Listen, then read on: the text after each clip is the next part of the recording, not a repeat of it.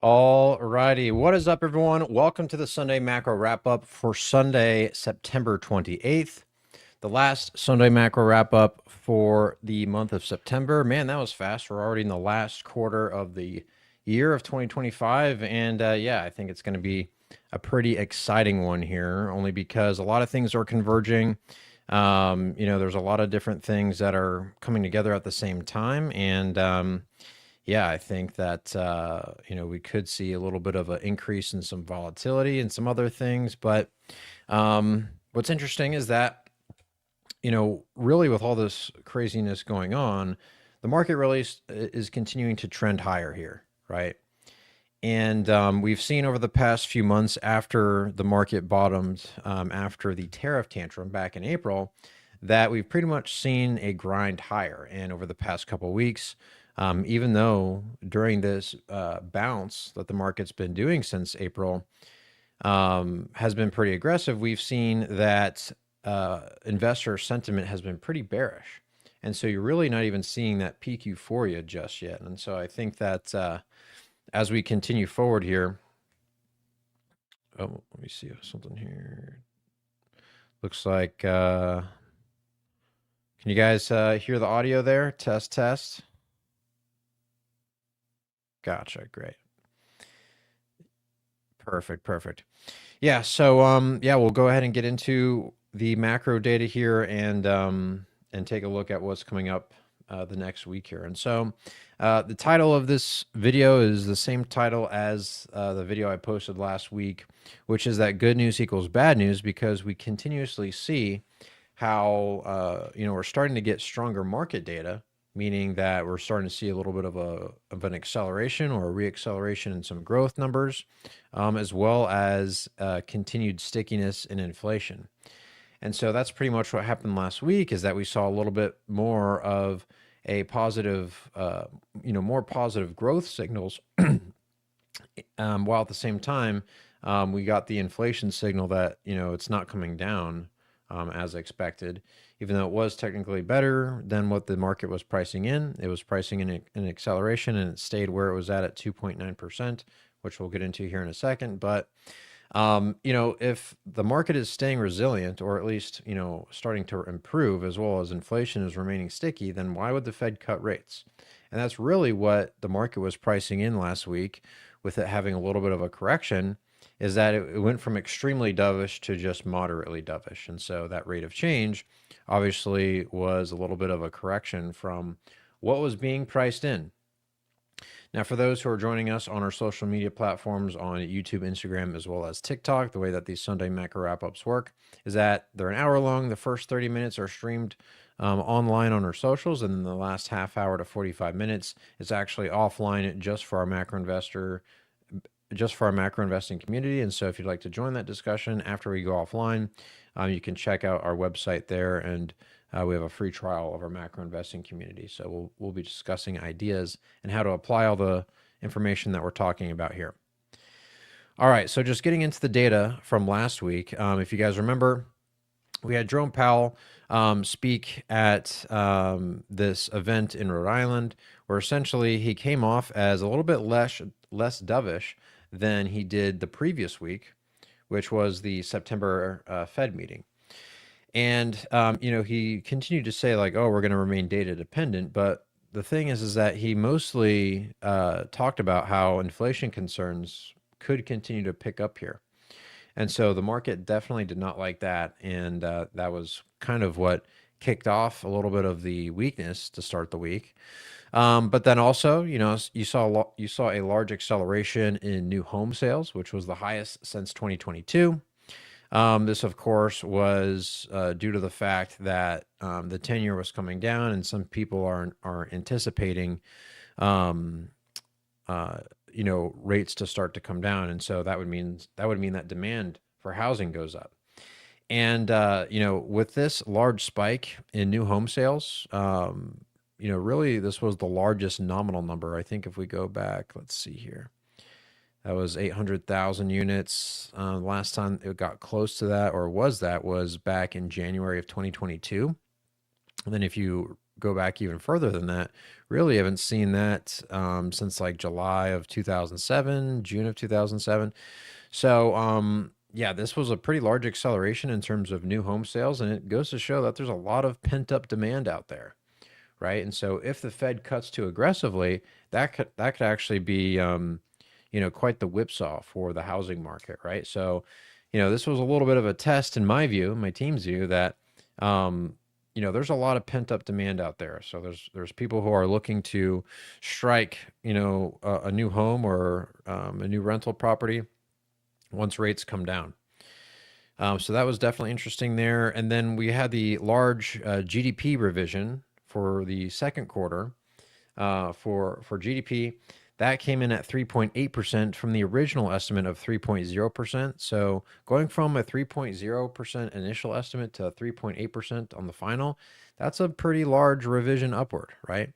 And so if we can see that here, um, the Q1 had a negative 0.6% GDP number, which was mainly driven by the tariffs, as well as a lot of people getting ahead of the tariffs with a large amount of imports. And so since imports are a negative in the GDP formula, the large acceleration in imports actually took away from the GDP number. So even though the Q1 GDP number for this year is negative, it was very skewed because of the large increase in imports.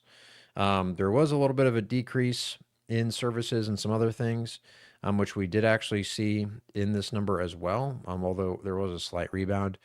But I just want to break up the numbers here a little bit just so that you can get a little bit of a visual in terms of the GDP numbers. And so let me see if I can actually bring up the charts here. All right, so here's the GDP number here. Let me actually put my, there we go. So as you can see, Q2 GDP 3.8. If we break this up into the categories that best describe the consumer, right? Because the consumer makes up nearly 2/3 of the entire GDP number. What I like to do is I like to break that up into durable goods and services, and looking at personal consumption. And so as you can see, durable goods had a pretty large acceleration, right? And then services also had an acceleration as well from 0.8 to 2.6, which was pretty much in line with, Q4 of 2024. A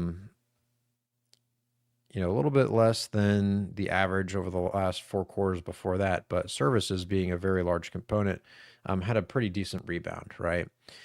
And so that being said, it doesn't really look like there's too much of a concern with GDP moving forward, right? And so if the economy is much stronger than what is anticipated, then again, why cut rates as fast as they need to, right? Even one of the Fed governors, if you saw over the weekend, they suggested that the neutral rate is actually a lot higher than they think that could be, which means that they're going to do less rate cuts. And so, in effect, the market did not like that one bit. We also had initial jobless claims fall to a 2-month low. So if we actually look at a chart there, with the labor markets being, very much under a magnifying glass right now, going into the next, quarter of the year, the last quarter of 2025, we can see that there's a very large deceleration in initial jobless claims, which is actually good news in terms of the labor market, right? That means that you're having a bit of an improvement. But again, that good news is bad news for the markets because that means rate cuts don't come as fast. And so we're essentially going back in this big cycle that pretty much the market has been in since 2023, which is this doom loop of stocks go up, inflation goes up, Fed gets hawkish because of that, then stocks come down, then inflation comes down, then GDP comes down, and then the Fed gets dovish again, and then stocks go back up, and we do the whole cycle over again. We've been doing that over and over pretty much since 2023. And, the market does have its ups and downs with it, but pretty much it's been grinding higher in this doom loop, in this no landing scenario. And so, the combination of consumers being still strong, as well as, half of the consumption numbers, which again is 2/3 of GDP, most of that consumption is due to, and this is just by looking at the numbers, the top 20% of households in the United States, right? So a very small percentage is contributing a large majority of consumption. So a lot of the people who have high income or have a lot of wealth, own a lot of assets, they are actually propping up a lot of the GDP numbers. And so what you get is this crazy, K-shaped economy, like they call it, where the bottom 50%, even though they're doing so not so good, and the bottom 50% of Americans are very much hurting and in recession. It doesn't really matter for the central planners in Washington, for the government as well as the central banks, because from their perspective, things actually aren't so bad for the people who make up most of the consumption, which are the wealthy. And so, as we go forward here, you can pretty much see how this system is set up to benefit the most, right? And this is going to keep tensions rising in the country for sure, because it's made more for more the gaps between the top 20% and the bottom 80% are widening more and more. So, but looking at how the market is going to react to this, it's something where maybe it's not as bad as it thought for the top 20% of household income, as well as the asset owners. And then some early economic indicators, such as the Kansas City Fed Manufacturing Index, also expanded.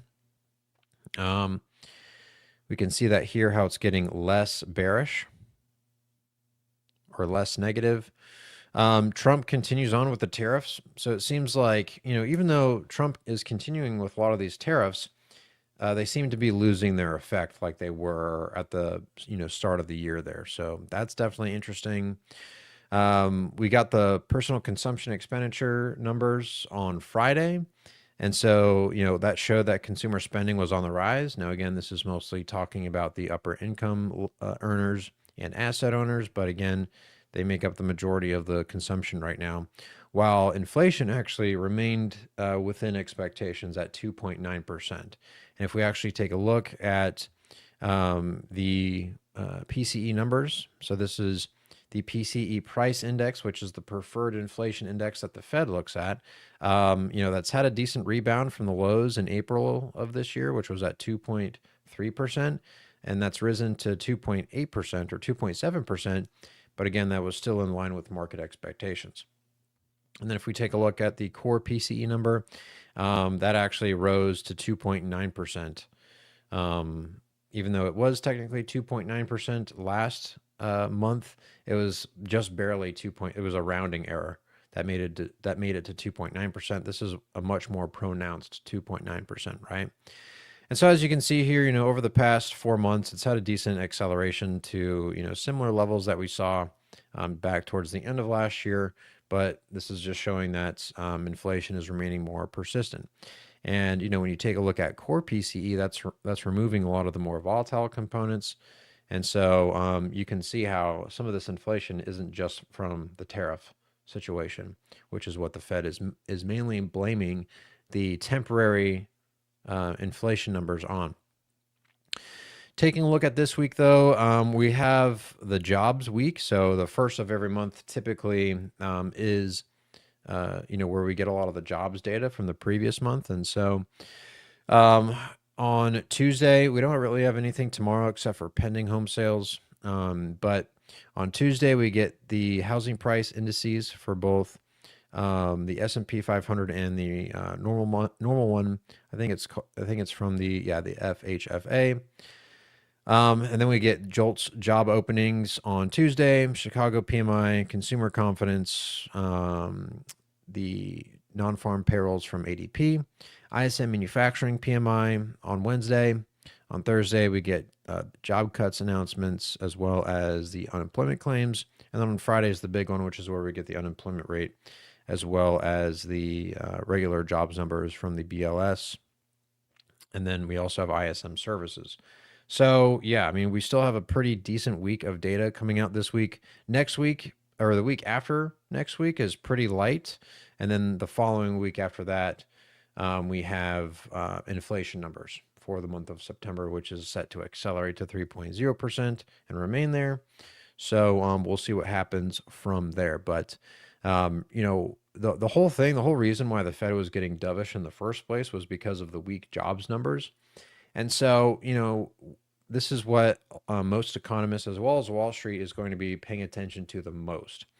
And so, we'll be covering it here on this channel in detail every single day. But yeah, that is what's coming down the pike this week. Now, we'll get into some of the jobs numbers from the previous month. I meant to have a screenshot in here about this, but there's also a potential pending government shutdown that's set to happen, I believe, on Tuesday or is it tomorrow? I'm not sure which one. Or actually, it's on October 1st. But they have another. It has nothing to do with the budget deficit, or I'm sorry, the amount of government spending. That's not the reason for the government shutdown. I believe it's for something completely different. I'll have to look here actually. I did have some notes, but yeah, this doesn't have anything to do with the debt ceiling, right? This has everything to do with a continuing resolution, and so yeah, it's nothing really in terms of like spending. And so yeah, that with that being said, it should be an easier decision between both parties in order to avoid a government shutdown. So I wouldn't be surprised if that's just a nothing burger, but that's pretty much the fear monger that you'll probably be seeing earlier this week. Our team doesn't really think of it too much. They usually have a resolution, and there's a very low chance that they'll actually do a government shutdown. Could happen, but it's not as much as if this was going to be a potential government shutdown due to like any debt ceiling or default risks, right? That's not what it is about at all. So yeah, we'll see what happens there. Now, taking a look at the previous month's jobs numbers, job openings continue to fall. So we'll take a look and see, what these are going to be. But I mean, job openings have pretty much continued to fall from their peak in March of 2022. If we go back, over the past 20 years or so, you can see that we're pretty much near the pre-pandemic levels, right? That we saw back in 2019, around 7,000. And so, you had that large spike, post-COVID, and then it's pretty much just been normalizing, right?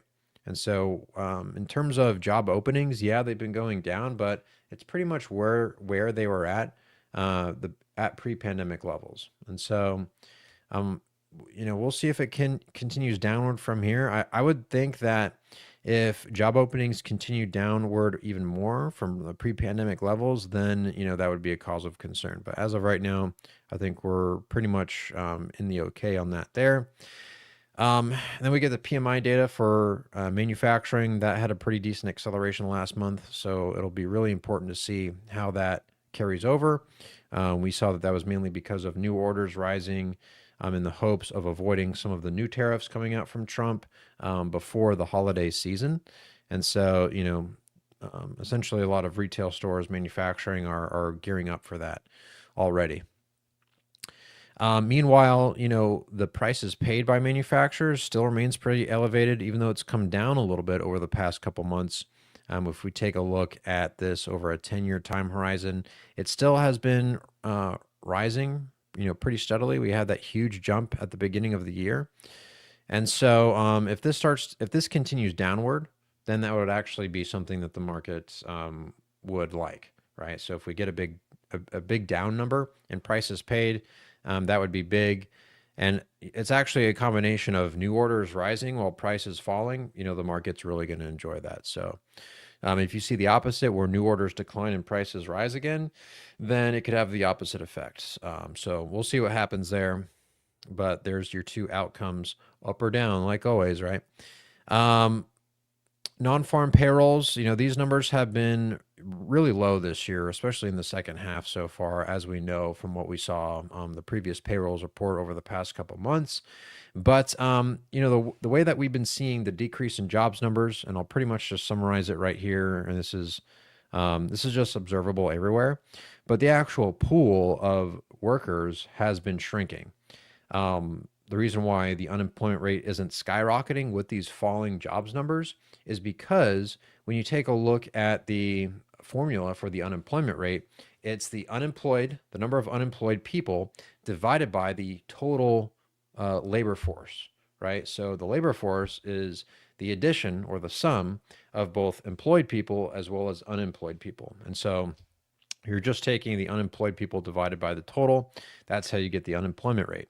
But if you're having people continuously exit the entire labor force, and then the numerator and the denominator have both lower numbers at the same ratio, then even though there's less people working, your unemployment rate does not come down, and that's really what we've been seeing, which is a very weird scenario, right? You really haven't seen this for quite some time. And so it has been a combination of factors contributing to this. One of them, and really the main one, has been the change in this administration's policy towards immigration. As we know, native-born jobs have been declining because the native-born population in the United States has been continuously declining really since the 2008 Great Financial Crisis. And so in response to this native-born birth deceleration, for the past really 15 years, the government has been importing the population with immigration. There's been a large decline since COVID, and so that's why the Biden administration was opening the borders and everything like that. And now, since we've shut the borders with this new administration with Trump, we've seen a lot of those numbers go down. And so that, in combination with there's a lot of the boomer generation that's retiring at a faster pace, right? The average boomer's age right now is around 72 years old. And so, as the boomer generation gets older, more of them are going to retire at a faster rate, and that's also contributing to this. And then also, too, you see a large amount of younger kids who are graduating high school or graduating college who are not finding jobs. Newly graduated college kids, the unemployment rate for new grads is at its highest rate. I forget the actual number, but yeah, the unemployment rate for new grads is very high right now. And so it's a combination of all that, right? Companies aren't hiring, large amounts of retirement from the boomers, as well as the huge, essentially halt in immigration. And so the combination of all those three things is causing this very large shrinking in the labor market. And so, this could be the new normal, right? Maybe instead of, 200,000 jobs being added to the market, maybe because the population is not growing or actually going negative right now, maybe, something like 22,000 jobs or 50,000 jobs being added every single month. Maybe that's the new normal because the population is just declining, right? Or not growing. So who knows? That's really something that is a new development that the market is trying to figure out for itself. And so, yeah, I mean, we have to see more data obviously come out, but that's, pretty much what we're seeing from here, just looking at the previous trends from the past two labor reports. So all that being said, the big freak out in the labor market shrinking right now, or the labor jobs numbers going down, could just be because of the shrinking labor pool, not necessarily a rise in people being fired, right? The layoff rate, the rate of layoffs still remains at very low levels. So yeah, again, you're not seeing this drop off in jobs because of an increase in layoffs. All right, beat that dead horse. The unemployment rate did rise, however, from 4.2 to 4.3%, still well below the historical average, right? I mean, if we go back and look at these numbers all the way back from 1950, let's actually zoom in a little bit more here, going back to the year 2000. You can see that the numbers right now, 4.3%, that's in line with 2017, right? So, historically speaking, the unemployment rate still remains very low. All right. And then lastly, we get ISM Services PMI. That actually had a decent acceleration in August. It still remains low comparative to what we saw last year. If we go back 5 years, this has been declining and, remaining below that 55 point mark. And really since the peak, the local peak in October of last year in 2024, it's had a steady decline. And this is pretty much the largest, or last month in August was one of the largest accelerations that we've seen so far in quite some time. So if the services PMI data continues to improve from here, then again, that would actually, in this environment where bad news equals good news, the market might actually take that as, more evidence for the Fed to not be so quick to continue cutting rates right now, right? And it'll just be continuing that that no landing scenario. So, yeah, we could see some continuing in volatility.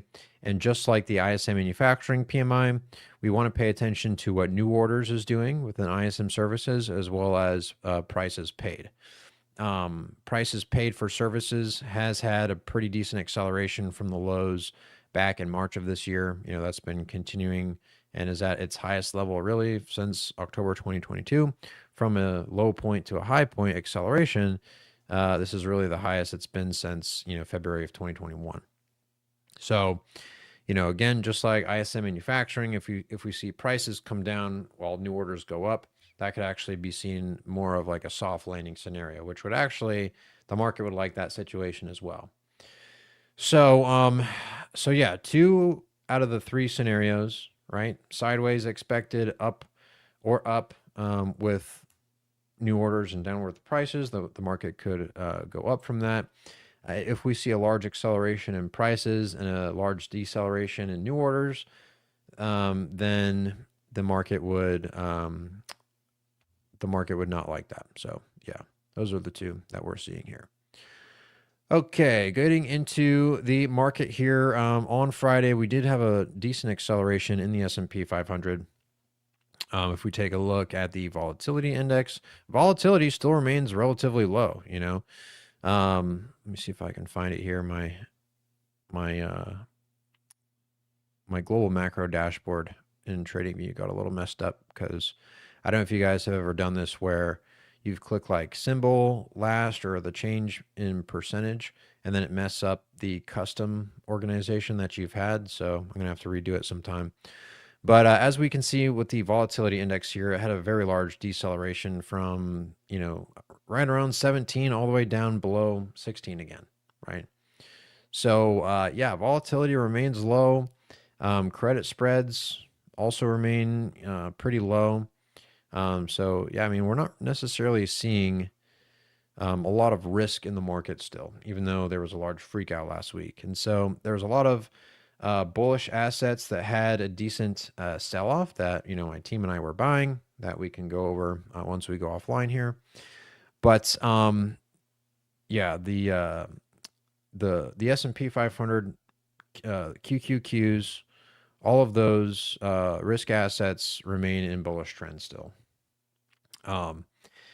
Yeah, and then taking a look at Bitcoin, that also had a decent acceleration, and this did go bearish in our model, so we'll see what happens from here. It did make technically a higher low right here, but yeah, it's gonna make an attempt to go back to a neutral.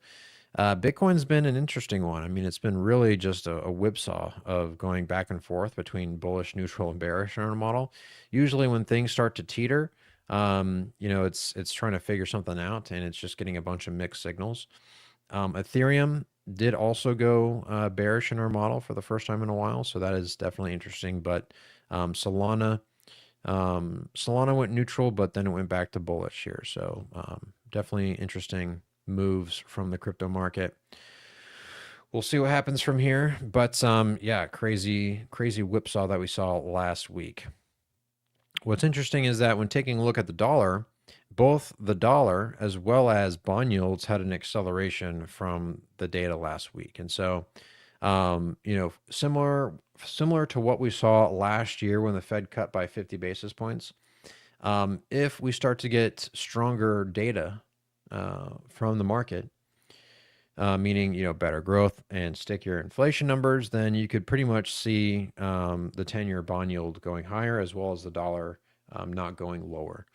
So both of those things are something that my team and I are observing. And if you see the dollar as well as yields continue higher, right now both of those have an opposite correlation with risk assets. And so I wouldn't be surprised if the market does go lower if both the 10-year and the dollar continue higher. But both of which right now are at the top ends of their trading ranges, right? So I wouldn't be surprised if they did come down a little bit more. And then at that point, we'll see where we go from here. But wouldn't be surprised if we did see a continued acceleration in prices for the major indices heading into the beginning of next week, at least, as we get the jobs numbers. Gold still remaining the best performing asset, this year in terms of, risk adjusted returns. Silver is another one that, just it's actually even a better performer than gold.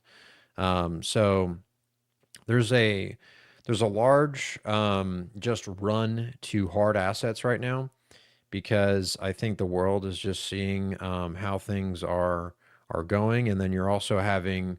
I'm not really a geopolitical expert, but we saw last week how, um, you know, there wasn't a deal made with Iran, and so they're going to bring back the snapback sanctions on Iran, and in doing so, the geopolitical tensions with them getting a nuclear or continuing their enrichment um, of uranium could continue. We'll have to see.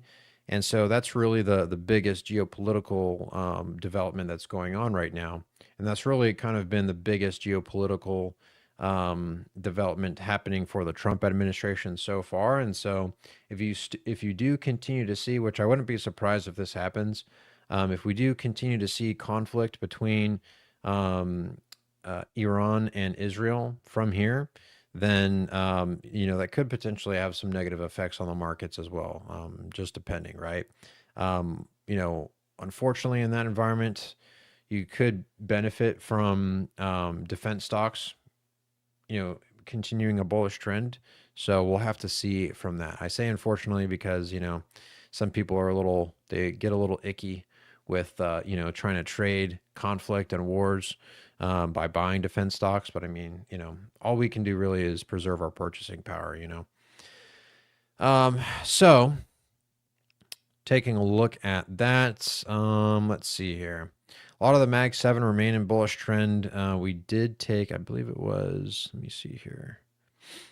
Microsoft did go or remains neutral in our model, but everything else remains in bullish trend. So Berkshire, Meta, Google, Apple, Walmart, Broadcom, Tesla, all still remain in bullish trend. So it is interesting that Microsoft is struggling behind. Oh yeah, and then also too, Amazon is actually bearish, so never mind there.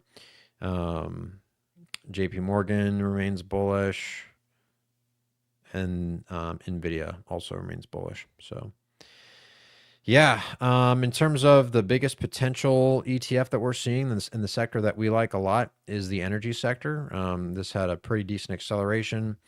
XOM, Exxon, pretty decent run up. Our team were looking at this as actionable a couple weeks ago, so that had a pretty decent run up. And something like Exxon, as well as other energy related stocks, look like they're gonna have a little bit of a breakout here. So the energy sector is definitely one that could continue higher. So that's something that I think too over the next decade could continue to do well. So yeah, the energy sector, got to look out for that. But yeah, tech, everything else, I think the only thing that we have bearish is healthcare and consumer staples and real estate. I think everything else, as well as materials. So things that are in bullish trend in terms of sectors: energy, industrials, communications, tech, and financials and consumer discretionary. So yeah, in terms of headwinds with Bitcoin, we'll see what happens from here. This is a chart of net central bank liquidity. As you can see, it's currently at 2 trillion. This is due to a little bit of a rebound in the RRP from about 10 billion now up to 48. So you're seeing a large acceleration, but that's normally due to quarter end markups. So I wouldn't be surprised if this comes way back down. But typically at the end of the quarter, you have these large spikes in the RRP as well as others, right? So yeah, that's pretty much what I'm seeing here in terms of liquidity. But all right, so from here, we went a little bit over. It's 8:35. For those who are joining us online, we're going to go offline just for the people who are on the Zoom call right now in our macro investing community. So we'll have to say goodbye. But if you'd like to join the discussion afterward to discuss actionable ideas, we're going to go ahead and be doing that. You can join the discussion for free by going on our website there and starting a free trial for 7 days of our macro investing community. If not, we'll see you next week. And yeah, hope everyone has a great rest of your Sunday evening here. And yeah, we'll catch you next week. Bye, everyone.